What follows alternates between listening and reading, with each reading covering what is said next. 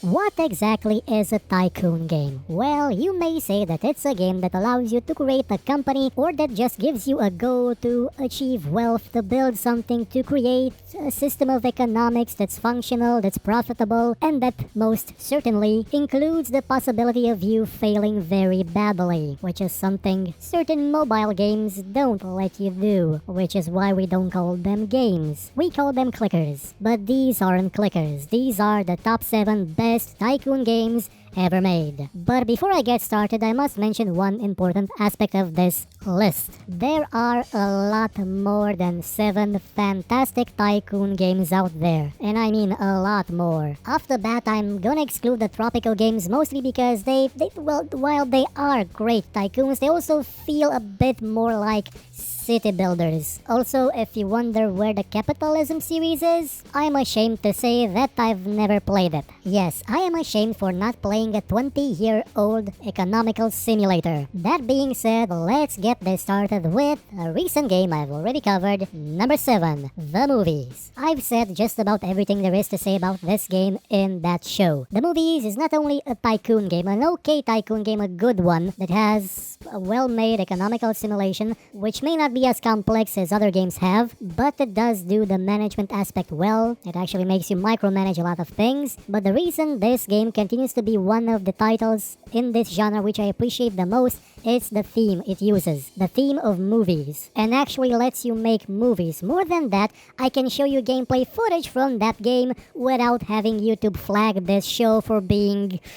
What I'm saying is, Lula did the same thing a couple of years before the movies, but it had a certain other central focus. It was about porn movies, is what I'm trying to say. But still, The Movies is a great tycoon game which you should try. Number 6, Theme Hospital. Now, if you are an Origin user, you've probably gotten this game for free at one time or another and wondered, I wonder what this is about. Should I play it? Probably not because it looks like very bad. It's not Battlefield. Well, no, it's not Battlefield. This is a game hailing from the golden age of Bullfrog. The studio that brought you... Well, I couldn't classify Dungeon Keeper as a tycoon because it's a Dungeon Keeper game. It made its own genre, but it was made around the same time when Bullfrog was doing fantastic work. This is not only a game where you have to manage a hospital to make it profitable, but it also is a game with humor in it. The kind of humor you mainly see from games made by Bullfrog in this genre. The kind of more dark, twisted humor where patients have horrible things happen to them in the name of profit sometimes. You could also call it partially a simulator for what it's like to go to a hospital in Eastern Europe. Well, that is if you play badly and people die in your hospital constantly. It's a great tycoon game. I encourage you to play it. Number 5, The Guild 2. Now, this game is different from just about every other tycoon I've played. Some may even call it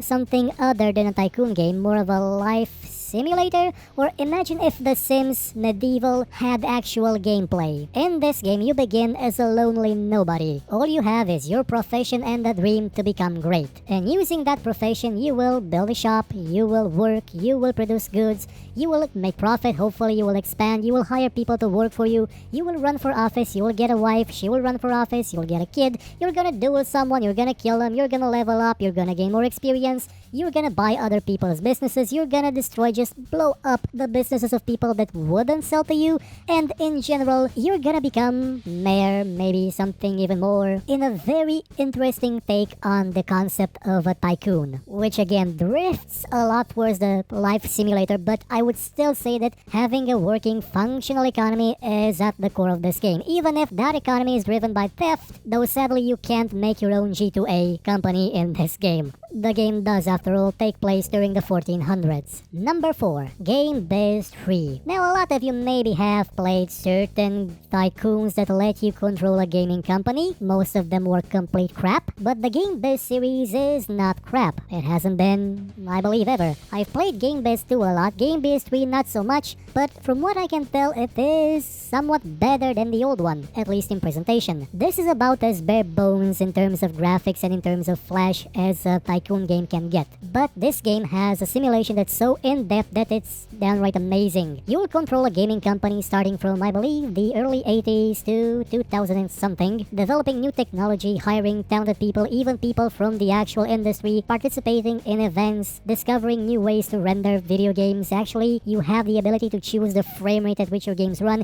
You can even make hardware in this game for your games to run or to publish other people's games on your console. You can do an incredible amount of stuff in this game. Sadly, not a lot of people know about it because the developer seems to believe that web pages and the internet in general is still what it was in 1994, and there's no point in actually trying to get the game on, Steam, GOG, or someplace that people actually visit, not a web page made in 1994. Number 3, Rollercoaster Tycoon. This is a classic Tycoon game. It's even got Tycoon in the name, and it was made by one of the people that just took the genre to the absolute max, by Chris Sawyer. He did most of his games by himself, and the result was akin to something you would see these days in a game like Stardew Valley. Rollercoaster Tycoon was excellent not only because it had a very good economical component that let you set ticket prices, wages, marketing campaigns, and so on, but it let you live the dream of owning a theme park. And now I know what you're gonna say, but didn't Theme Park the game do that too?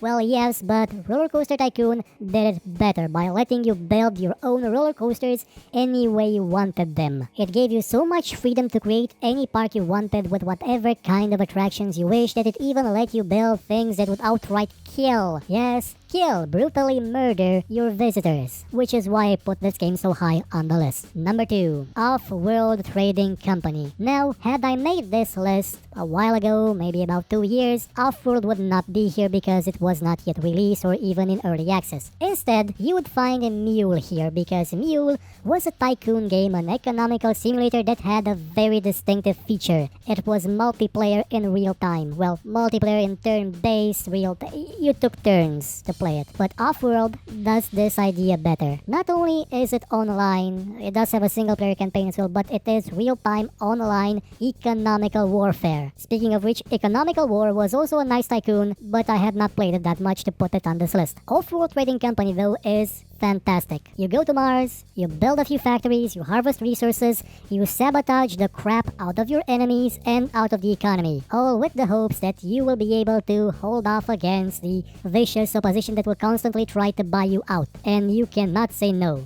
You cannot say no, mostly because you don't own the majority of your company. You have to buy that back from investors. The amount of stuff that this game lets you do in multiplayer is fantastic. You can even hack the market to create artificial demand for a product that you have a lot in stock. But so will the opposition, constantly. And now, the number 1 best tycoon game is, as you've probably guessed, Transport Tycoon Deluxe Standard, or the Open Transport Tycoon Deluxe Open TDT, which is a free game you can download for any platform you wish. I even had it on my very awful tablet and it worked flawlessly. In this game, again made by Chris Sawyer, one of his most magnificent creations, you start out with a small transport company in a city of your choosing. You then begin the long trek to become the best, greatest, largest transport company in the world. And I mean world. In Open TDT, you can generate worlds that are downright huge. And you'll begin by making a bus lane or making a tram lane or making something cheap. You can carry the mail from one part of town to another,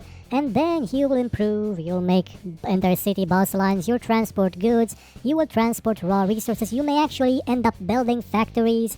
You will build trains in this game. You will build a lot of trains. The amount of options this game offers you when building trains with switches and signal lights and stations, and let me put it this way, if you like messing with redstone in Minecraft, this game will be like crack cocaine covered in methamphetamine and coated in chocolate. I know people that have more hours in this game than in just about everything else. They've been playing it for about 15 years and never stopped. I've seen maps of this game that are 90% railway. What people have done with this game is often insane. And because it allows that kind of insanity, that it encourages that kind of insanity, that this game is the best tycoon ever made. Up until maybe something better comes out. I don't know. We'll see. Well, that's it for the best tycoon games ever made. I'd like to give a few special mentions to Cities in Motion, Patrician, Capitalism, Tropical, Sim Golf, and whose demo people may as well have spent an entire lifetime, and of course to Pizza Tycoon, a game which, if you haven't played, you cannot call yourself a gamer.